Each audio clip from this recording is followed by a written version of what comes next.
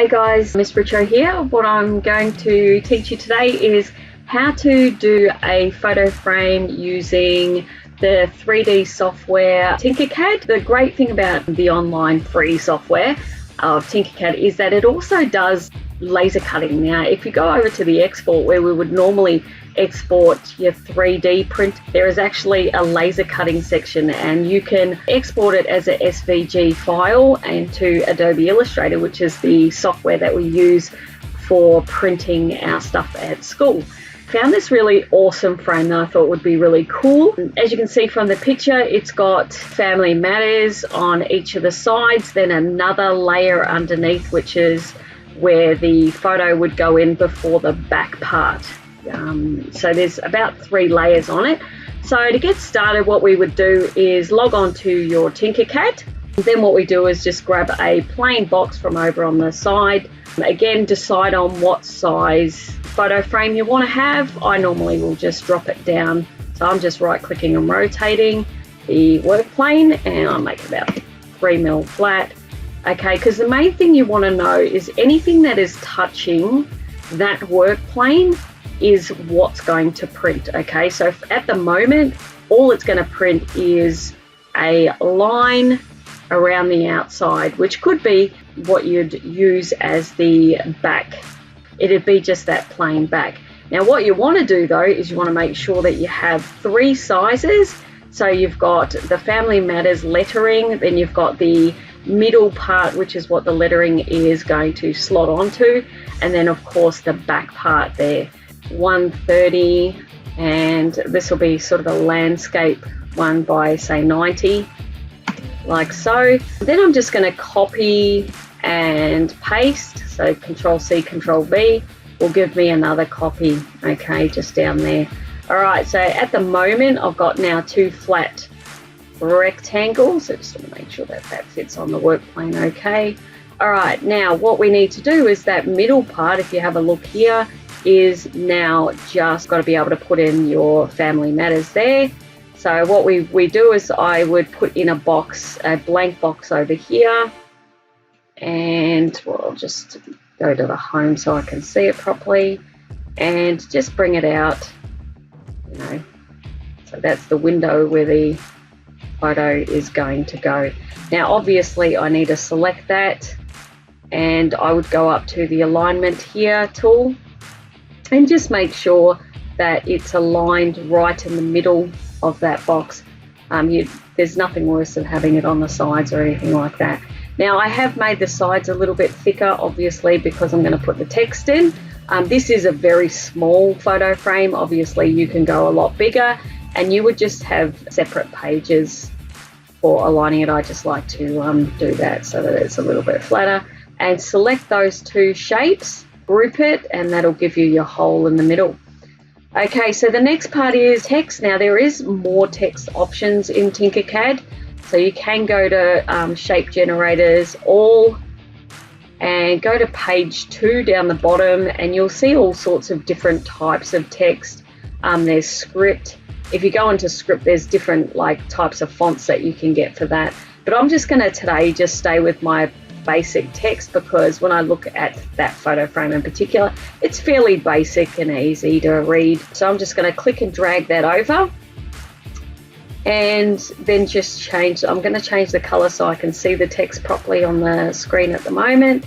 And I'm just going to write in here, Family Matters, Family Matters. Now obviously this is way too big, so then what we do is we're going to make it so that it fits into the box there.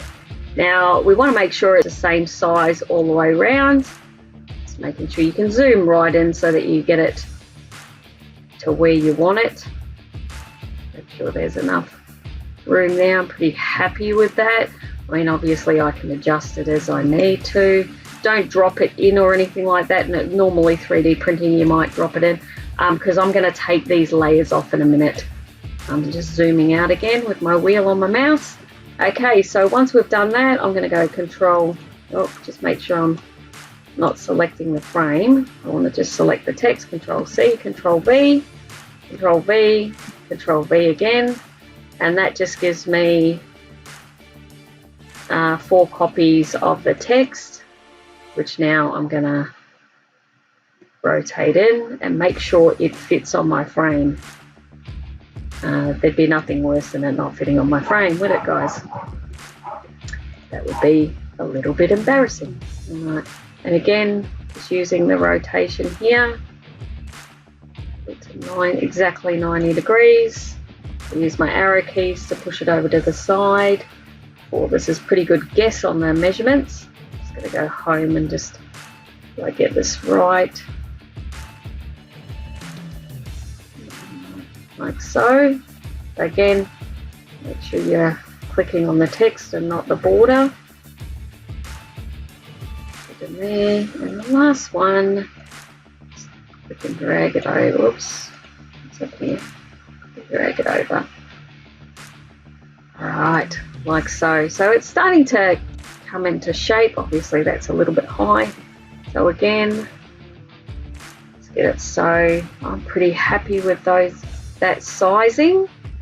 Obviously when you go to print it, it'll look a little bit different. Just make sure that fits. Yeah, that's going to fit nicely, and I reckon I'm pretty happy with that. Third layer is that top layer, which is the words. They all fit all nicely on there. So if you have a look back at this photo frame, Family Matters in there, and then the side looks pretty good too. I'm pretty happy with that. Then the middle part, which is that red part around here, and then the final backing is right there.